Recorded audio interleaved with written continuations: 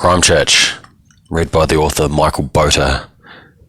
Winston's story, Chapter 8, If You Want to Get Out. Fuck earthquakes. I am moving to Aussie. I blow mumsy kisses through the window of the plane. Then it blazes down the runway, lifts into the air, and that's me, out of here. A couple of days from now I'll be working in the mines of Queensland. That's my destiny. The highest payingest, manliest shit I can think of.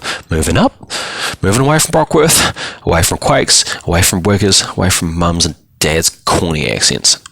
Fuck Crimechurch. So, using this credit card the mines recruiter Timo gives me at the Careers Expo, I jet from Brizzy to Townsville, then over to Mount Isa, getting fucked up on the flight with cans of Canadian Club, trying to read this book called The Turner Diaries that Master Kyle gave me. When I open the door to wobble down into the airport in Aussie, it feels like Mumsy's blow dryer pointing right at my fucking face. God damn, the outback is hot.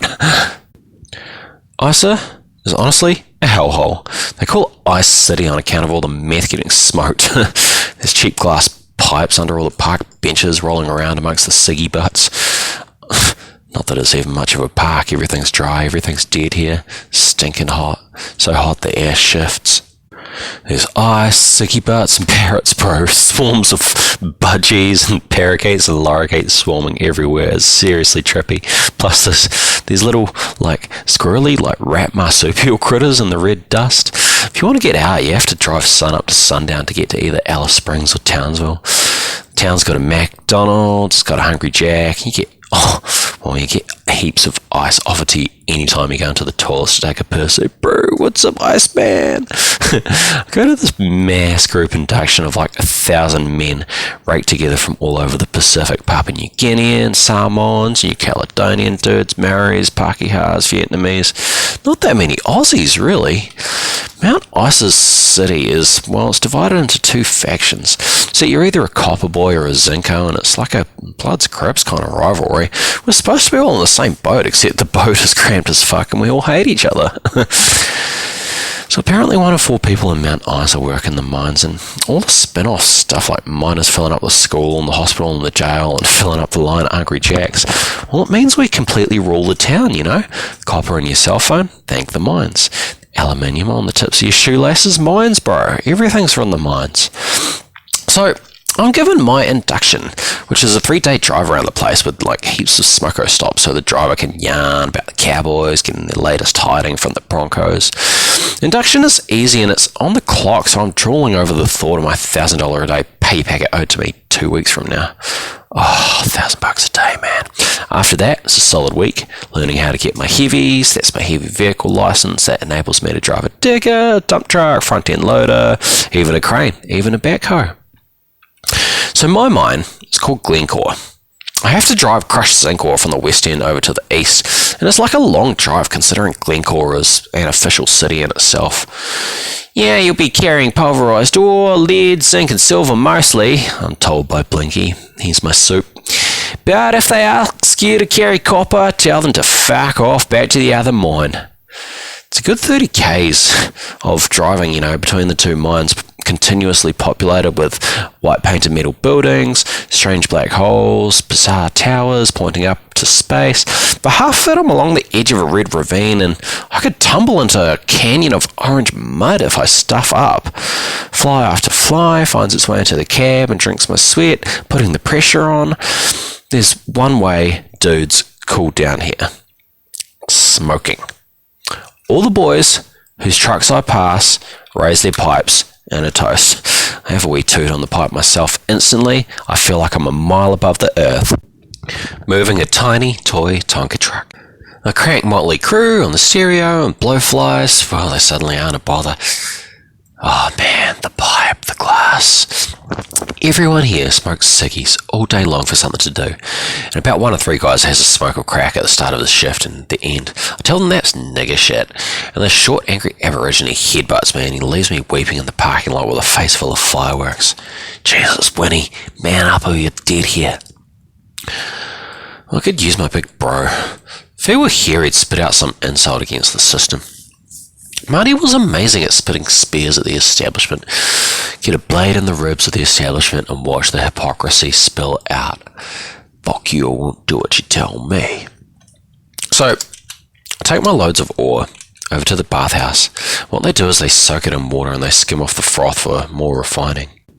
Then what they do is they load up my very same vehicle with froth scum, the refuse dusty shit that they've sucked the good ore out of using bubble technology. They pat my driver's side door and they tell me to fuck off back to where I came from, little kiwi fruit. Get it? Because I'm supposedly fruity just because I haven't had any fingers crushed in machinery yet. I try to laugh, but it stings. These people are even more bullyier when they order me to come along to a party at the pub after work. Even when I'm spiritually broken because a text is made it to my phone from Mona saying she's pregnant and she doesn't want Marty finding out. Text doesn't even say whether the baby's mine or not.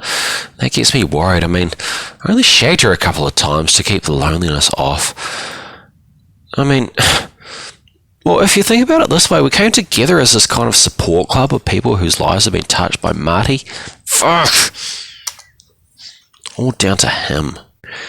So it's 10 days of dusty, fly-sucking, sweaty 12-hour shifts before I even get a single day off. The parties start when the dayos are clocking off their day shifts, when I'm so exhausted that my ribs hurt. I'm called a pussy, I'm called a softcock, I'm called a bitch boy.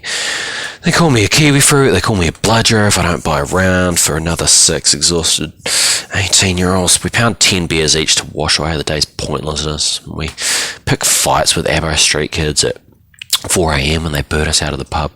I see one of my fellow drivers get an old rusty parking meter smashed over his head. It still has some coins in it, and the Abbo kid who put the dent in my friend's skull takes the 50-cent pieces before he runs away.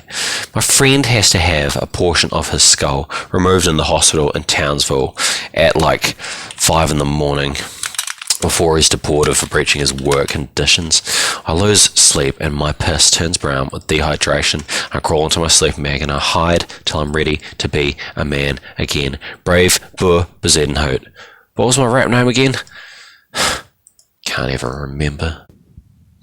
So I work all day and I drink all night with bullies, and I only have a 1 in 20 chance of landing any of the girls who enter our world. They're receptionists, they're vaccination nurses, health and safety inspectors from Glencore. They want old men, though, these girls. They want a man with a house and wheels. That's me. It's like nobody wants me. I hardly sleep. I'm caught in this machine. Some nights I park my dump truck outside the concentrator and watch lead concentrate get mixed with acid in giant kettles and compressors before it's poured into a 1500 degrees Celsius river, thinking about how the world is built. Crude liquid lead is left to cool in these kettles that I've been told weigh 100 tons. Impurities are scraped off the top. The good shit is carefully packaged and shipped to London. Everything is part of some purpose, except me. It's time to move on. What I do is I use the credit card they've given me to jump on a plane to Townsville. There are no direct flights from Townsville back home.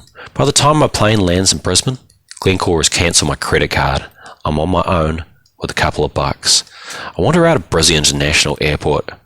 Tell the taxi driver to take me to where the party is at. I'm poor. I'm pissed off. I've been in warm air for too long. Winnie is boiling over. I strip down to my singlet. I go looking for trouble. Nothing to lose, Winnie. You're a man now.